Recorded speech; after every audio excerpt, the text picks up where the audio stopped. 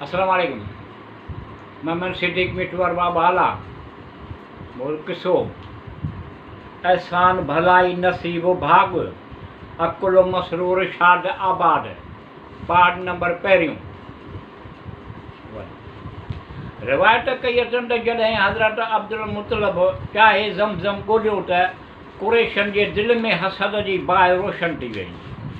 हज़रत अबू मुतलब खे चयूं त ऐं अब्दुल मुतलब हीउ खूह असांजे जिद हज़रत इस्माइल अलैहिस्सलाम जो आहे, उन करे असांजो बि हक़ु आहे, लिहाज़ा हिन में असांखे शरीक करियो।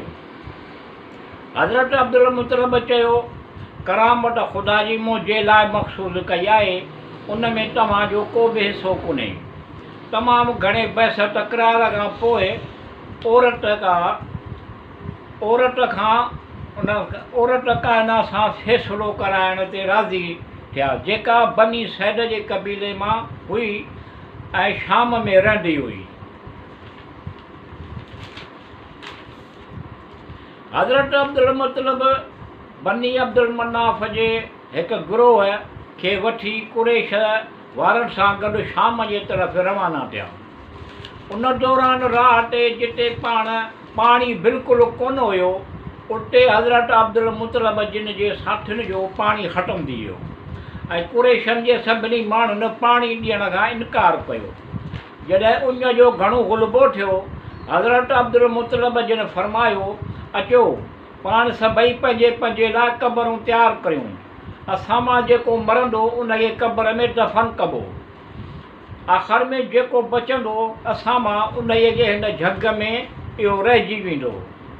उन खां बहितर आहे त असीं सभु जा सभु बेदफ़न पिया हुजूं। सभई क़बरूं तयारु करण लॻा ऐं सभई क़बरूं तयारु कयूं ऐं इंतज़ारु करण लॻा। हज़रत अब्दुल मुतलब चयो त मरण जो वक़्तु ताईं अहिड़ी तरह सां वेहण ऐं पाणीअ जी जुस्तजू ऐं कोशिश न करणु ऐं जाइज़ थियणु इहो न आहे। ख़ुदा जी रहमत खां नाउमीद थियणु न आहे। अचो उठो ॻोल्हियूं पाणी, शायदि ख़ुदा पाण खे अता फ़रमाए। लिहाज़ा सामान खयूं ऐं कुरैश उन्हनि सां गॾु हलणु लॻा। हज़रत अब्दुल मुतलब उठ ते सुवारु थियो त उन उठ जे पेरनि हेठां हिकु साफ़ु शिफ़ाफ़ चिश्मो जारी थियो। हज़रत अब्दुल मुतलब चयो अल्लाहु अकबर। उन जी सभिनी ताईं तकबीर चई ऐं पाणी खणी पीतो ऐं संदन मश्कुनि में भरणु लॻा। हज़रत अब्दुल मुतलब कुरैश जे सभिनी क़बीलनि खे सॾु करे चयो, अचो ऐं ॾिसो ख़ुदा असांखे पाणी अता कयो आहे, जेतिरे क़दुरु बि चाहियो तमी बि पियो।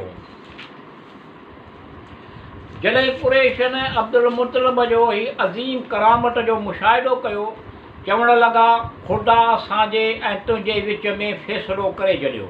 हाणे उन औरत वटि फ़ैसिले कराइण जी ज़रूरत कान्हे। असीं आईंदा चाहे ज़मज़म जे पाणीअ में तव्हांजो को हिसो या पाणीअ में जे बारे में ज़मज़म जे बारे में तनाज़ो कोन कंदासीं। जंहिं ख़ुदा तव्हांखे हिन जंग में पाणी अता कयो, उन ई तव्हांखे ज़मज़म बि बख़्शियो ऐं उतां खां ई वापसि रवाना थिया ऐं ज़मज़म में हज़रत सल्लल्लाहु अलैहि वसल्लम लाइ मख़सूस करे छॾियो। हज़रत रसूल ख़ुदा जे नूर जो मौजूदनि मां हिकु मौजूदो असाब फ़ील जो बि आहे, जेको हज़रत अब्दुल मुतलब जे ज़माने में ज़ाहिरु थियो।